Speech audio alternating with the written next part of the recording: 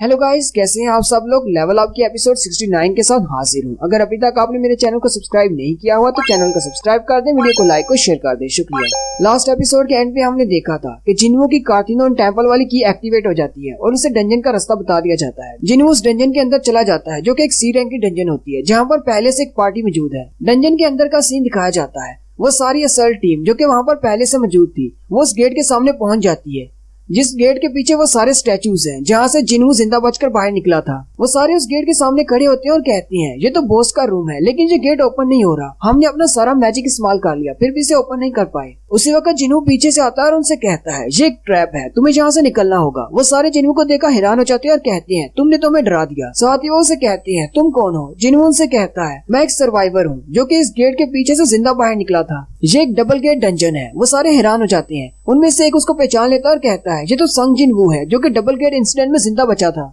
जिन्वू उन सब से कहता है तुम लोग सोच भी नहीं सकते ये जगह कितनी ज्यादा डेंजरस हो सकती है, इसलिए जल्दी से यहाँ से निकल जाओ, आगे का मैं संभाल लूंगा। जिन्वू सीधा गेट के पास चला जाता है और कहता है ये गेट तो ओपन नहीं हो रहा। उसी वक्त उसके पास विंडो ओपन होती है और कहा जाता है दरवाजा लॉक है, अपनी की को इस्तेमाल करो इसे खोलने के लिए। जिन्वू अपनी की निकाल लेता है और कहता है मुझे लगता है इसीलिए मुझे एक की दी गई है ताकि मैं इस की मदद से अंदर जा सकूं। साथ ही जिन्वू की को इस्तेमाल करके इस दरवाजे को खोल लेता है। वो सारे हैरान हो जाते हैं और कहते हैं हमसे तो ये दरवाजा हिला भी नहीं और इसने इसको खोल लिया। उसी वक्त उस अटैक फोर्स का कैप्टन आगे बढ़ता है और जिन्वू से कहता है हमारे गिल्ड ने इसके राइट्स को परचेज किया है, इसलिए तुम्हारे पास कोई हक नहीं हमें यहाँ से बेचने का। ये डंजन हमारी है, हम लोग जो चाहे वो कर सकते हैं। इस बात से कोई फर्क नहीं पड़ता कि तुम एक एस रैंक के हंटर हो, हमारे पास इसका परमिट है, तुम बिना इजाजत के अंदर नहीं जा सकते। जिन्वू थोड़ी देर के लिए खामोश हो जाता है, फिर उनसे कहता है मैं तुम लोगों को नहीं रोकूंगा, तुम में से जिसमें हिम्मत है वो अंदर जाकर दिखाए। कैप्टन कहता है सबसे पहले मैं जाऊंगा और वो जिन्वू के पास से गुजरकर अंदर चला जाता है। कैप्टन जैसे अंदर दाखिल होता है उसी वक्त विंडोज ओपन होती है। इस बंदे के पास की नहीं है और जिस बंदे के पास की नहीं है वो अंदर नहीं आ सकता। उसी वक्त दरवाजे के पास खड़ा हुआ स्टैचू अपने कुल्हाड़ी से उस पर अटैक करता है। जिन्वू जल्दी से उसे पीछे की तरफ खींच लेता है और कहता है क्या भी तुम में से कोई अंदर जाना चाहता है। ये रूम ऐसे बहुत सारे स्टैचू से भरा पड़ा है, अगर तुम जाना चाहते हो तो जा सकते हो। जिन्वू उनसे कहता है जल्दी से बाहर जाओ और जाकर एसोसिएशन वालों को बताना कि ये एक डबल लेयर डंजन है। फिर जिन्वू उस कमरे के अंदर चला जाता है। उसी वक्त विंडो ओपन होती है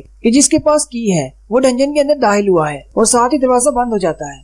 जैसे जिन्वू अंदर दाखिल होता है मिसालें जलना शुरू हो जाती हैं और सब कुछ वैसे ही होता है जैसा पहली बार था। जिन्वू कहता है इस सब की शुरुआत यहीं से हुई थी, लेकिन उस दिन से लेकर अब तक बहुत कुछ बदल चुका है। अब मैं महसूस कर सकता हूँ ये स्टैचूज ना तो मॉन्स्टर्स हैं और ना ही कोई जिंदा चीजें हैं, ये तो सिर्फ स्टैचूज हैं, ये तो सिर्फ पपेट्स हैं जिसे कोई और कंट्रोल कर रहा था। फिर जिन्वू एक स्टैचू के सामने जाकर खड़ा हो जाता है और कहता है यहाँ पर एक बड़ी मैजिकल एनर्जी की सोर्स है जो कि इससे आ रही है। जिन्वू उस स्टैचू के सामने जाकर खड़ा हो जाता है और उसे कहता है क्या तुम कुछ भी नहीं कहोगे, मुझे पता है कि तुम ही हो। जिन्वू स्टैचू के सामने खड़ा होता है जिसके पास टैबलेट होता है जिसके ऊपर कमेंडमेंट्स लिखी हुई थी। वो स्टैचू अपनी आंखें खोलता है और जिन्वू से कहता है तो आखिरकार तुम यहाँ पर पहुंच ही गए। नेक्स्ट सीन जापान का होता है। जापान वाले यूरी ऑर्लोव को हायर कर लेते हैं। यूरी जैसे ही एयरपोर्ट पर उतरता है बहुत सारे लोग उसे देखने के लिए वहाँ पर आए होते हैं और उसकी पिक्चर्स बना रहे होते हैं। वहाँ पर मौजूद एक रिपोर्टर यूरी से पूछता है तुम इस डंजन के गेट को ब्लॉक कैसे करोगे। यूरी उनसे कहता है जैसे मैं हमेशा करता हूँ, बिल्कुल वैसे ही। मैं एक बड़ा सा मैजिकल सर्कल बनाऊंगा और बहुत सारी मैजिकल पावर से उसको सील कर दूंगा। गेट के अंदर जो कुछ भी है वो बाहर नहीं आ पाएगा। एक और रिपोर्टर उसे कहता है क्या तुम्हें लगता है कि तुम वाकई में एस रैंक के गेट को सिर्फ अकेले ही ब्लॉक कर सकते हो। तुम ऐसे लोगों के लिए क्या कहना चाहोगे जिन्हें तुम्हारी एबिलिटीज पर शक है। यूरी उनसे कहता है अगर मैं सिर्फ अपनी मैजिकल पावर को कंसीडर करूँ तो ये बिल्कुल इम्पॉसिबल है। मुझे बहुत सारे माना क्रिस्टल्स की जरूरत होगी। हम वहाँ पर बहुत सारे माना क्रिस्टल्स को गेट के बाहर लेकर जाएंगे। जैसे ही मैं अपना सर्कल ड्रा करूंगा वो सर्कल अपने आप उन माना क्रिस्टल से मैजिकल पावर को खींच लेगा और एक बड़ा सा मैजिकल बैरियर बनेगा जिससे उस डंजन का गेट ब्लॉक हो जाएगा और इस तरह मैं सारे जापान वालों को बचा लूंगा। तुम लोगों को बस मेरी शक्ल याद रखनी है कि तुम लोगों को किसने बचाया। जबकि यूरी ऑर्लोव की यही न्यूज चेयरमैन गोगान ही अपने ऑफिस में बैठे देख रहे होते हैं और कहते हैं मुझे नहीं पता कि वो इस एस रैंक के गेट को ब्लॉक कर पाएगा या नहीं, लेकिन अगर ये डंजन ब्रेक होती है तो इससे जो नुकसान होगा उसके बारे में मुझे अच्छी तरह से पता है। चेयरमैन मिस्टर वूजिन से पूछते हैं आजकल संग जिन्वू क्या कर रहा है। मिस्टर वूजिन कहते हैं मेरे पास उसका सारा डेटा है, वो सियोल में डंजन्स को क्लियर कर रहा है। मिस्टर वूजिन चेयरमैन से कहते हैं बहुत सारी ऐसी डंजन्स हैं जिसके राइट्स उसने मांगे हैं, लेकिन व्हाइट टाइगर और हंटर्स गिल्ड वाले इस बात पर बहुत ज्यादा बहस कर रहे हैं। हमें उन सबको भी संभालना होगा। जिन्वू के गिल्ड की वजह से बहुत ज्यादा कंपटीशन बढ़ गया है। चेयरमैन हंसते हुए कहते हैं मुझे तो इस बात पर हंसी आती है, एक ऐसा लड़का जिसने अपने अकेले गिल्ड बनाया और वो बाकी बड़े बड़े गिल्ड्स के साथ पंगा ले रहा है और बाकी टॉप गिल्ड्स भी इसके सामने बेबस हैं। उसी वक्त मिस्टर वूजिन को कॉल आती है। मिस्टर वूजिन चेयरमैन से कहते हैं, अगर आपकी इजाजत हो तो मैं ये कॉल सुनना चाहूंगा। चेयरमैन कहते हैं, ठीक है तुम सुन सकते हो। वो उठकर खड़े हो जाते हैं और कहते हैं, मेरी एक अपॉइंटमेंट है, मैं यहाँ से जा रहा हूँ। डंजन के बाहर से कॉल आई होती है और वो चीफ को बताते हैं, यहाँ पर स्कूल में जो डंजन ओपन हुई थी वहाँ पर एक मसला है। मुझे लगता है कि आपको यहाँ पर आकर चेक करना होगा। आपको याद होगा कि एक हफ्ता पहले एक स्कूल के अंदर डंजन ओपन हुई थी, वहाँ पर फिर से एक सी रैंक की डंजन ओपन हुई है। मिस्टर वूजिन उसे कहते हैं, तो फिर इसमें क्या मसला है? वो बंदा उनसे कहता है, असल में ये एक डबल डंजन है और ये कंफर्म हो गया है। लेकिन यहाँ पर बात खत्म नहीं होती। मिस्टर वूजिन उसे कहते हैं, तो और क्या बात है? वो बंदा उनसे कहता है, असल मसला ये है कि संग जिन उस डबल डंजन के अंदर चला गया है। ये बात सुनकर मिस्टर वूजिन और भी ज्यादा हैरान हो जाते हैं। नेक्स्ट सीन डबल डंजन के अंदर का होता है। वो स्टैचू जिसके हाथ में टैबलेट होता है वो अपने पंखों को फड़फड़ाता है और उसके हाथ में जो टैबलेट होता है वो भी टूट जाता है और वो जिंदा हो जाता है। जिनवू कहता है, तुमने तो इस टैबलेट को तोड़ दिया, इसका मतलब इस पर लिखी हुई कमेंटमेंट्स का कोई मतलब था ही नहीं। असल में यही स्टैचू है जिसने इस सिस्टम को डिजाइन किया है। इसी को आर्किटेक्ट भी कहते हैं। आर्किटेक्ट जिनवू से कहता है, इन कमेंटमेंट्स का मतलब था लेकिन अब इसका कोई मतलब नहीं रहा। जिनवू उससे पूछता है, क्या तुमने मुझे यहाँ पर बुलाया है? आर्किटेक्ट उसे कहता है, हाँ मैंने बुलाया है। जिनवू से कहता है, क्या तुम एक मॉन्स्टर हो?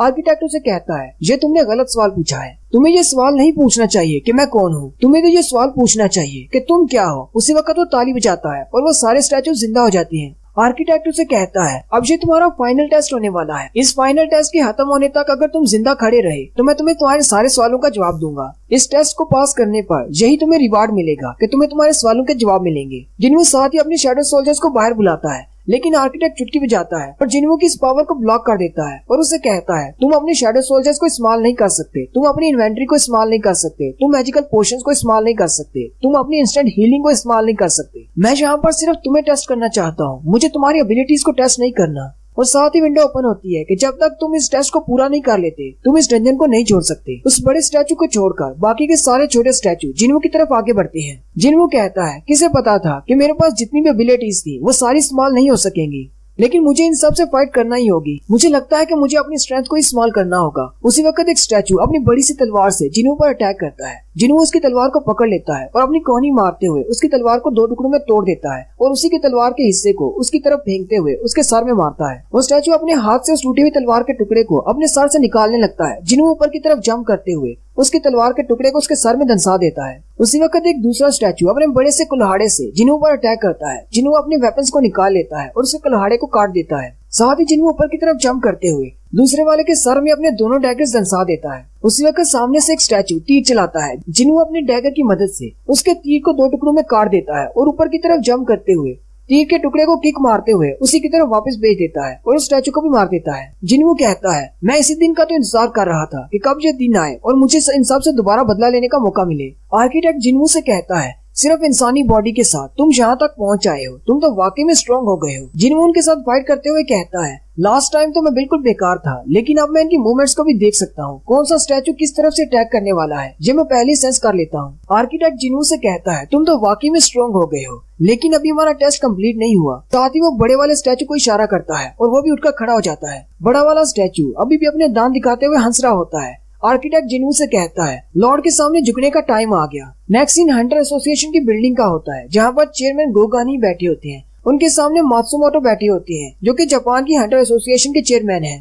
वो गोगानी के सामने एक पेपर पेश करते हैं और कहते हैं, जेजू आइलैंड की रेड के दौरान हमें जितने भी माना क्रिस्टल्स निकले थे वो सारे हम आप लोगों को दे रहे हैं, लेकिन इसके बदले में हमें संग जिनवू चाहिए एस रैंक के गेट को क्लियर करने के लिए। चेयरमैन गानी हंसते हुए कहते हैं, लेकिन हम लोग ऐसा नहीं कर सकते क्योंकि जिनवू हंटर एसोसिएशन का हिस्सा नहीं है। मात्सुमोटो उनसे कहते हैं, हमें ये बात अच्छी तरह से पता है, लेकिन हम ये बात भी जानते हैं कि हंटर एसोसिएशन की इजाजत के बिना हम किसी भी हंटर से नहीं मिल सकते। आप बस हमारा उसके साथ राब्ता करवा दें, बाकी हम उसके साथ खुद ही निगोशिएशन कर लेंगे। चेयरमैन उस कॉन्ट्रैक्ट की तरफ देखते हैं और कहते हैं, ये लोग तो काफी ज्यादा पैसा दे रहे हैं जिनवू को हायर करने के लिए। गोटोरियोजी के मरने के बाद अब इनको लग रहा होगा कि अब ये लोग एस रैंक के गेट को क्लियर नहीं कर पाएंगे, जबकि संग जिनवू के पास बहुत ज्यादा पोटेंशियल है। चेयरमैन गानी उसे कहते हैं, चलो फिर इन लोगों को बाहर भेज दो, हम दोनों बात करते हैं। मात्सुमोटो हैरान हो जाती है और कहती है, क्या तुम्हें जापानीज आती है? चेयरमैन उसे कहते हैं, हाँ मुझे जापानीज आती है, मेरे फादर का जापान में एक बिजनेस था इसलिए मुझे जापानीज आती है। दोनों ट्रांसलेटर बाहर चले जाते हैं। चेयरमैन गानी मात्सुमोटो से कहते हैं, ये छोटी मोटी चालें फिर से काम नहीं करेंगी, मुझे पता है कि जेजू आइलैंड की रेड के दौरान तुमने क्या किया है। ये बात सुनकर मात्सुमोटो गुस्सा हो जाते हैं और खड़े हो जाते हैं। चेयरमैन उनसे कहते हैं, मुझे ये बात अच्छी तरह से पता है, गोटो के मरने के बाद उसके गिल्ड ने तुम्हारी एसोसिएशन के साथ अपना नाता तोड़ लिया है और अब वो गवर्नमेंट से फंड ले रहे हैं। और मुझे ये बात अच्छी तरह से पता है कि जापान की हंटर एसोसिएशन सिर्फ रियोजी गोटो के गिल्ड पर टिकी हुई थी।